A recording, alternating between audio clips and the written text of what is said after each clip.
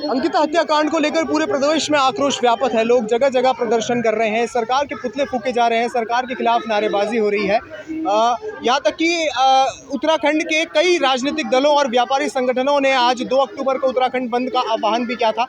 लोग दोषियों की फांसी की सज़ा की मांग कर रहे हैं। मैम, क्या मांग है आपकी अंकिता हत्याकांड? देखिए, हमारी अंकिता हत्याकांड में जो ये हुआ है उत्तराखंड में, अंकिता के साथ बहुत ज़्यादा जघन्य अपराध हुआ है। हमारी तो एक ही मांग है कि जितने भी अपराधी उसमें लिप्त हैं, जितने भी दोषी हैं, उनको सख्त से सख्त सज़ा दे। और उस सख्त सज़ा के लिए हमारी जो मांग है वो ये है कि जो पीएम रिपोर्ट है वो अभी तक सार्वजनिक नहीं हुई है। ऐसी क्या बात है कि उस रिपोर्ट को सार्वजनिक नहीं किया जा रहा है? क्योंकि सर, जब तक स्ट्रॉन्ग चार्जशीट प्लेस नहीं होगी तब तक ये जो केस है ये उतना स्ट्रॉन्ग नहीं बन पाएगा। तो हमारी जितनी भी मांग है वो सब डिपेंड करती है स्ट्रॉन्ग चार्जशीट पर। जी, सरकार के द्वारा एसआईटी का गठन किया गया था और एसआईटी ने पुलकित आर्य और उसके साथियों को पुलिस रिमांड में भेज दिया है, तो उसके बारे में आप क्या कहेंगे? देखिए, एसआईटी में जो इसको लीड कर रही हैं मैम रेणुका, हमें पूर्ण भरोसा है क्योंकि उनकी सभी छवि जो है वो बहुत ज़्यादा साफ़ सुथरी है।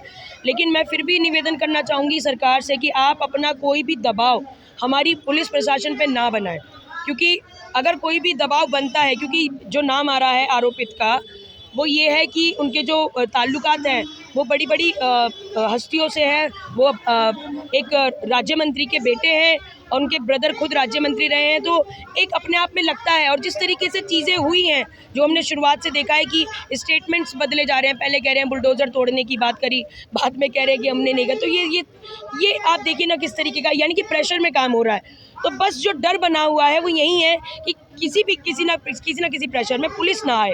हमें अपने पुलिस प्रशासन पे बहुत यकीन है, हमें अपने न्यायालय पे बहुत यकीन है।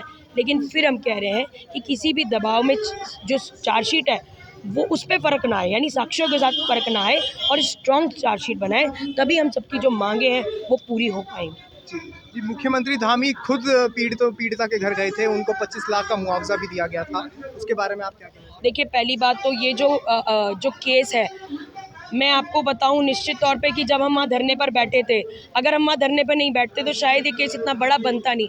हमने धरने पर बैठे और हमने मांग करी कि जो जिस लड़की के बारे में बात आ रही है अंकिता, अगर वो मिसिंग है तो बता दें, अगर वो उसकी डेथ हो गई है तो लाश बता दें। हमने इस तरीके की मांगे रखी थी और तब से लेके अभी तक हम लोगों ने सबने मिलकर, पूरे प्रदेश ने मिलकर प्रेशर बनाया हुआ है।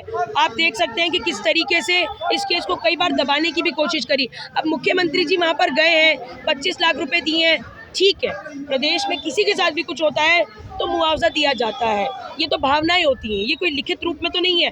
लेकिन सिर्फ पैसे से काम नहीं चलेगा। आप पैसा नहीं भी दोगे ना तो भी चलेगा, पैसा तो पूरी जनता प्रदेश की लगा देगी। सब पूरी देश की जनता उस परिवार के साथ है। सभी के सभी एक एक रुपया भी अगर देंगे तो 1 करोड़ 30 लाख लोग हैं, क्या 1 करोड़ रुपए इकट्ठे नहीं हो सकते? मैं कह रही हूँ सरकार का काम है न्याय दिलाने का। हाथ जोड़कर मुख्यमंत्री जी से मेरा अनुरोध है कि सर, आपको सब लोग धाकड़ दामी कहते हैं, तो आप किसी भी तरीके से इस अंकिता को, इस बेटी अंकिता को, उत्तराखंड की बेटी को न्याय दिलाइए, क्योंकि ये न्याय सिर्फ उसे नहीं मिलेगा, हमें भी मिलेगा। सर, हम इतने दिनों से लगे हुए हैं, किस चीज़ के लिए लगे हुए हैं? न्याय के लगे हुए हैं। आज आप रोड पर हो, क्यों हो? क्योंकि न्याय की बात कर रहे हो। और न्याय कैसे मिलेगा? जब उसके जितने भी अपराधी उसमें थे, बता रहे हैं कि बड़े बड़े VIP भी थे, उनके नाम भी तो सार्वजनिक हो। आज हमारी अंकिता बहन ने मना कर दिया, सरेंडर कर दिया।